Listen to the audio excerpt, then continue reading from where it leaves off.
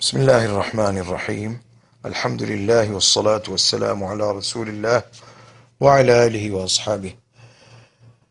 میرے دوستو، یہ واقعہ جو میں سنا رہا ہوں اس کو بہت غور سے سنیے اور اس نیت سے سنیے کہ اس میں جو سبق ہے اور اس میں جو عبرت اور نصیحت ہے اس سے آپ فائدہ اٹھائیں گے۔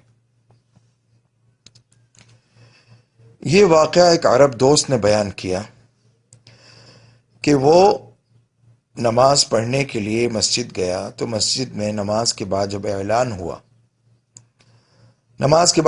ہوا کہ ایک جنازہ ہے، آپ حضرات ٹھہریں، جنازہ پڑھ کے جائیں، تو اس کو حدیث شریف یاد آئی کہ نبی پاک صلی اللہ علیہ وسلم نے فرمایا کہ جو شخص نماز جنازہ پڑھے گا اس کو 1 قیرات اجر ملے گا، اور جو نماز جنازہ کے ساتھ جو جنازے کے ساتھ قبر تک جائے گا، تدفین میں شریک ہوگا، اس کو 2 قیرات اجر ملے گا۔ اور 1 قیرات کتنا ہے؟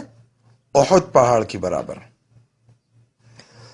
تو اس نے کہا کہ اتنا بڑا اجر حاصل کرنے کا موقع مل رہا ہے، اس نے جنازے میں شرکت کی۔ نماز جنازہ پڑھنے کے بعد اس نے کہا کیوں نہ میں جنازے کے ساتھ قبر تک چلا جاؤں تاکہ تدفین میں بھی شریک ہو جاؤں اور میں 2 قیرات یعنی دو پہاڑوں کی برابر اجر لے کر واپس آؤں۔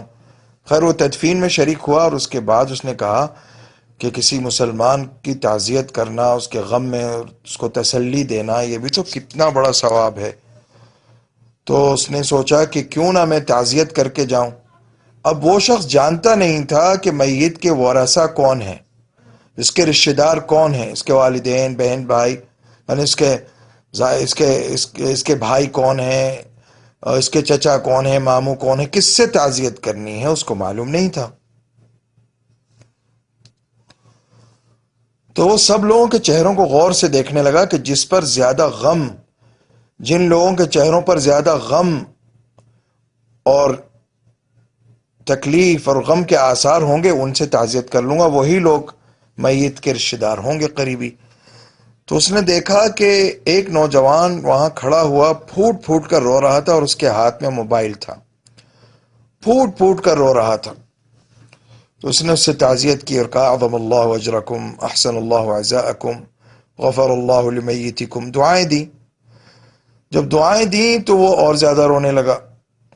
اس نے کہا کیوں رو رہے ہو تم اتنا؟ اس نے کہا کہ آپ کو معلوم ہے یہ شخص جس کی تدفین میں آپ ابھی شریک ہوئے کون تھا؟ انہوں نے کہا مجھے تو نہیں معلوم کون تھا۔ کہا کہ یہ میرا سگا بھائی تھا، یہ میرا بھائی تھا، اور یہ اس کا موبائل ہے جو میرے ہاتھ میں ہے، اور میں اس موبائل کو دیکھ دیکھ کر رو رہا ہوں کہ اس میں میرے بھائی نے طرح طرح کے گانے، فلمیں اور بےہودہ فوٹو اور کیا کیا اس نے ریکارڈ کر رکھا تھا، اور کس طرح اسی طرح کی چیزیں وہ اپنے دوستوں کو بھیجتا تھا، اور اس کے دوست بھی اسی طرح کے تھے جو اس طرح کی چیزیں اس کو بھیجا کرتے تھے۔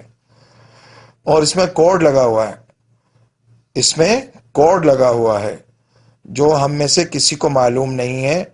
وہ کوڈ میرے بھائی کے ساتھ ہی دفن ہو گیا، اور میں رو اس بات پر رہا ہوں کہ اب دنیا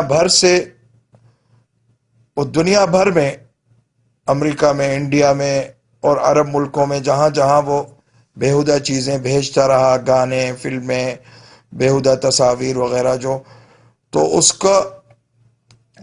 کا گناہ ابھی تک اس کو ہو رہا ہوگا اور قبر میں اس کی وجہ سے عذاب ہوگا۔ اس لیے میں رو رہا ہوں، کاش میرا بھائی اپنے موبائل کے ذریعے علم دین، احادیث شریفہ، آیات کی تفسیر اور دین کی باتیں، نصیحتیں بھیجتا تو آج قبر میں اس کو کتنا اجر مل رہا ہوتا۔